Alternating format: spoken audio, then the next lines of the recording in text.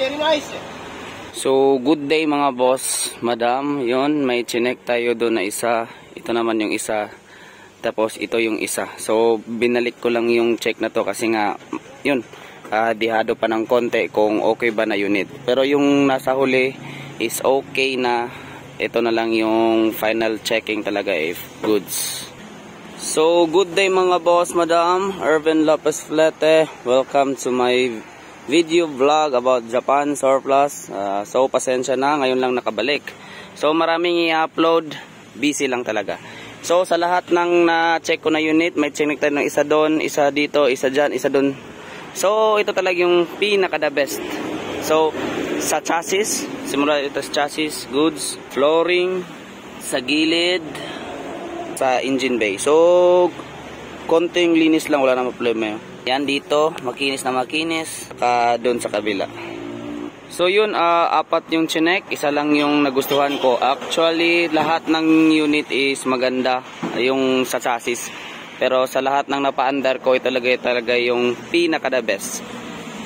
So uulitin ko mga boss, madam, pasensya na, walang upload kasi nga isa busy na din. Tapos dumaan din yung celebration ng birthday ko. So pasensya mga boss, madam, yung mga video is madidelay lang ng post. Saka yung iba is na-release na. Actually marami talagang na-release, di lang na-upload.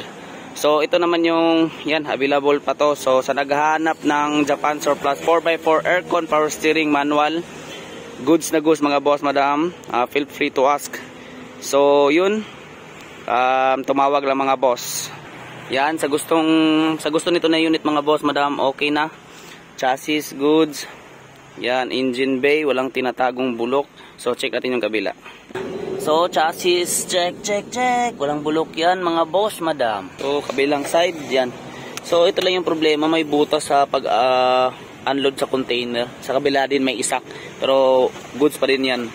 Yan, lupa ng Japan.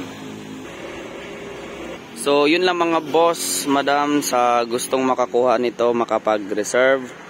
So just pay my Facebook account, tapos tawagan mo lang ako sa number na 0950-169-0148. So 4x4 aircon power steering manual transmission. So Ervin Lopez Flete, peace.